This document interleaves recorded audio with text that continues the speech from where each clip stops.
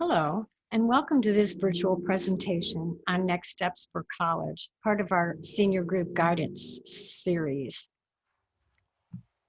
I know you've been busy applying to lots of colleges, and some of you may have already heard back from them. You're probably saying, now what do I do?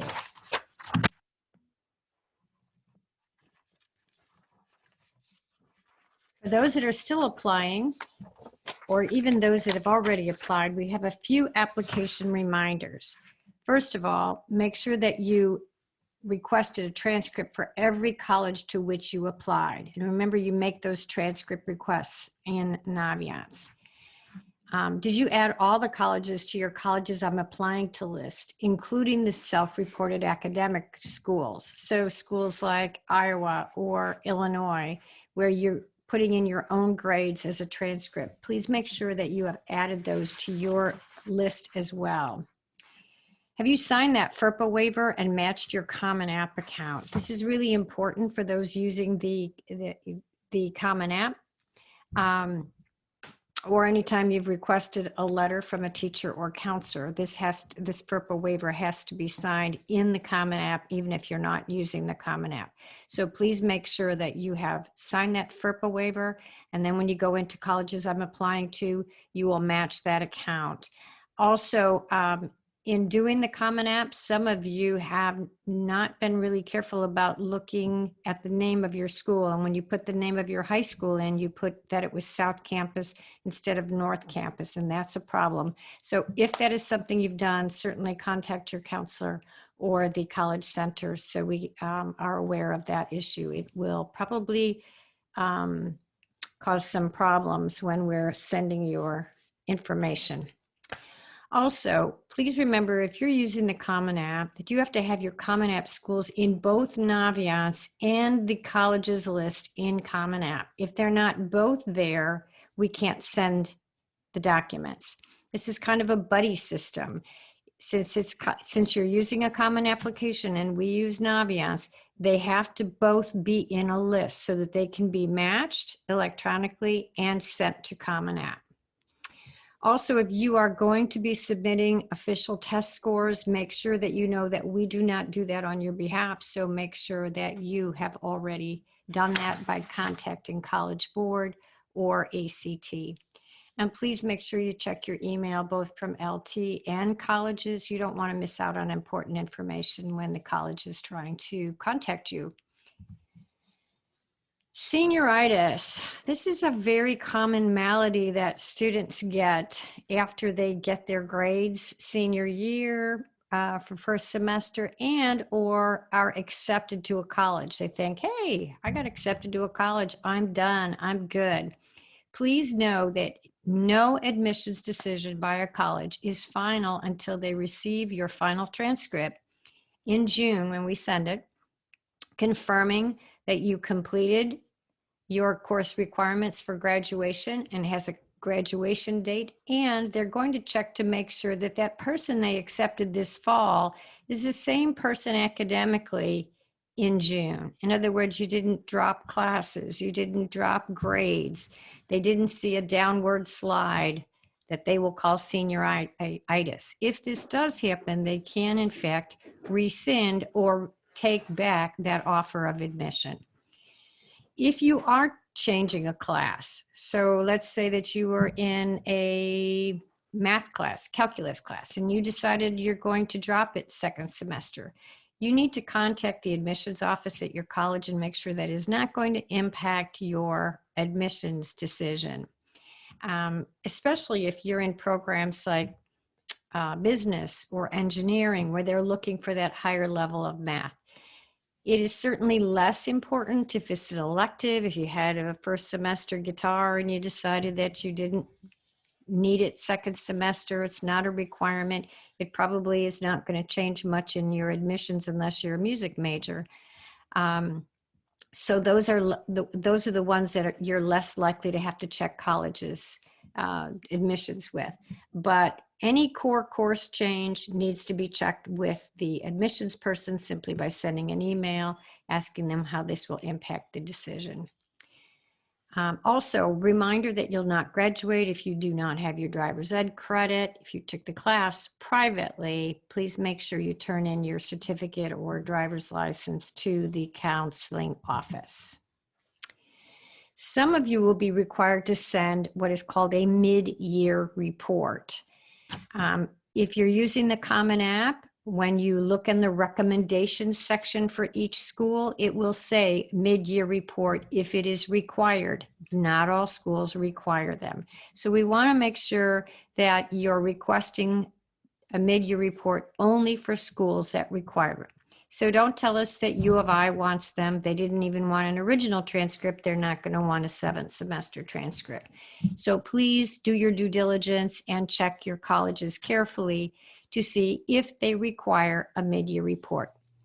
You can send a mid-year report if you are deferred, meaning they received your application, they looked it over, but they really haven't made a decision yet. They want to compare you to others that might be applying under a regular decision pool. If they're looking for additional information, a 7th semester transcript or mid-year report, which is the same thing, can be sent to show them that your grades have improved, stayed the same, etc. You request the mid-year report in Naviance. If the school is just asking for grades, not an official transcript, you can use Infinite Campus and send them your grades through Infinite Campus. Mid-year reports will be sent out the last week of January. So the steps to request a mid-year report start with going to your colleges I'm applying to list in Naviance. And you will see on that list on the right-hand corner, there's a little plus sign, and it's right next to the words request transcripts. You will click on the plus sign. You'll click the box marked mid-year, scroll down to the arrow to bring up the college names, select the colleges that are requiring a mid-year, click request and finish, and your counselor will send the request. It looks something like this. You can see here at the top, request the transcripts next to the little plus sign. Then this box will pop up and you will click what type of transcript are you requesting. You will check mid-year. Then you can see there's an arrow down key. Where are you sending the transcripts? Once you click that arrow down, the names of the colleges will come up. You would check which ones require it. Click request and finished, and you're done. Very simple. So there are different kinds of responses from college. Some of you may already have received an email or a letter saying you have been admitted. Others will say you're deferred or waitlisted. If you have been admitted and you know that you want to attend that school, then you must send an enrollment deposit. The enrollment deposit tells them that you're coming. You may send an enrollment deposit to one and only one school. You do not double deposit at schools any more than you would say, I'm going to attend 2 schools. So if you were admitted to a school and you already know that you're not attending, you can withdraw the application simply by emailing them and saying that I will not be attending. You don't have to tell them where you're going, but you may do so if you wish. If you are deferred, then you can assist them in making a decision about you by providing new information if they will accept it. Some will not. But if you have new information, such as a new test score, a new transcript, or that mid-year report, or a new honor or award, or you've become a National Merit finalist, for instance, what they're not looking for is more of the same. So don't send more recommendation letters unless it is requested. So things like transcripts, test scores, awards, and honors are what they're looking for on a deferral. If you are waitlisted, and this is usually comes so closer to spring, waitlisted means that we would really like to admit you, but we've already admitted the maximum number of people so far, and we have to hear from them as to whether or not they will enroll. So you are waitlisted. They will very likely contact you and ask if you would like to stay on the wait list or be on the wait list, and you should immediately respond if you are interested. If you are waitlisted at a school, it does not mean that you will eventually get in. It just means you might get in. There is no particular pecking order. In other words, they don't take the highest GPA first or anything like that. They look over what their needs are and they decide whether or not you will be admissible, and they'll contact you. However, this is often after May 1st. You have until May 1st to enroll at a school. Otherwise, you may not be able to be admitted. So you have to enroll at another school until you're removed from a wait list. And then if the school that waitlists you comes back and makes you an offer, then you have to let the other school know that you will not be attending. It's very likely you will lose your enrollment deposit by doing this. You also want to inquire about the school that has taken you off the wait list as to whether or not they still have housing and or scholarship opportunities for you. As I just mentioned, you have until May 1st to look over any college acceptances that you've received. This gives you the opportunity to look over the financial aid packages that are offered and decide which is the best opportunity for you.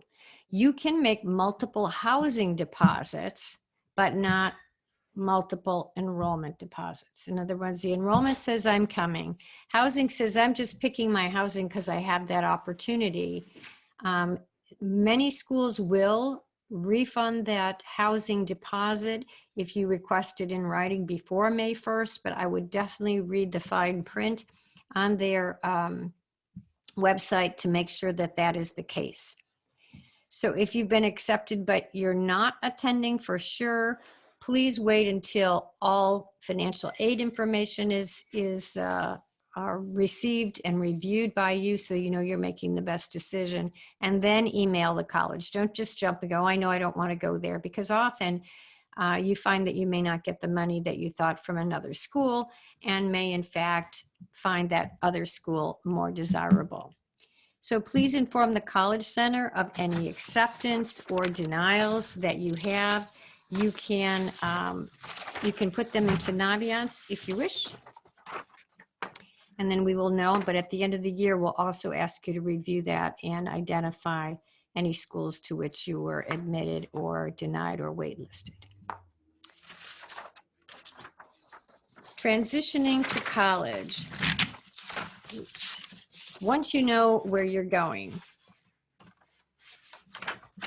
so you're going to determine, first of all, where you're going to place your enrollment. You put in an enrollment deposit, and then you'll start getting a lot of information from them about housing, about placement exams, about orientation, all different kinds of information. I would set aside a folder or certainly a file on your computer so that you can make sure that you keep all of this information in one place. You'll find out how and when you sign up for freshman classes and when to consult with an academic advisor. As I said earlier, you may have to take placement tests. I don't know how they're going to be handling that in the spring with the COVID situation, but they will probably be delaying some of these until later spring. Certainly secure your housing. They might have you do some sort of connection with a possible roommate. Sometimes they have you fill out different questionnaires to see if you're compatible and will match you with a roommate. Continue to check your emails from any of your colleges and regularly check any account for new information that they might be asking for. Again, find out those dates for freshman orientation. And also, those of you that have some questions about your award letters, contact the financial office as needed. Those of you that have not applied anywhere, I guess our question is, what's stopping you? Often students say they don't know if they're going to have the money for college. We would suggest that you go ahead and apply. You can always decide later whether or not you've been given sufficient money to attend. Those that are undocumented used to be much more of a problem. Of course, we now have the alternative application for aid. Colleges all accept undocumented students. It is not a problem. If you have any questions, you can certainly contact me or your counselor. If you're just uncertain about whether or not you're going to apply, think of some schools you might want to apply and apply somewhere. Community college, maybe something nearby that you would commute to, or a four-year college, because it's easier to go ahead and apply and then either defer or not accept it than it is to try to get into a school later on. Military or ROTC programs, those are two different things. If you have any questions or want to know the difference, you can contact us. ROTC means going to a four-year college and then going into the military, as opposed to an enlisted person in military who goes directly to the military right after college. We generally would have the military visiting on the second and fourth Tuesday. Hopefully that will happen when we return. In the meantime, they have set up virtual visits on Naviance along with the other college visits. I hope you're checking for any opportunities that we do have on the packet, and look for those important visit times and campus information there. If you're interested in apprenticeships or a job, have a backup plan. Excuse me. We do have job listings on the LT website, and I have information about apprenticeship programs in the College Center. Finally, some students take advantage of a gap year. That's where you go ahead and once a college has accepted you, you go back and request some time off, either a semester or a year, to do something that you would enjoy doing, or even to earn some money for college. We'll be coming back with more information in upcoming presentations on financial aid. So I hope you keep posted. Thanks so much. Bye-bye. Excuse me.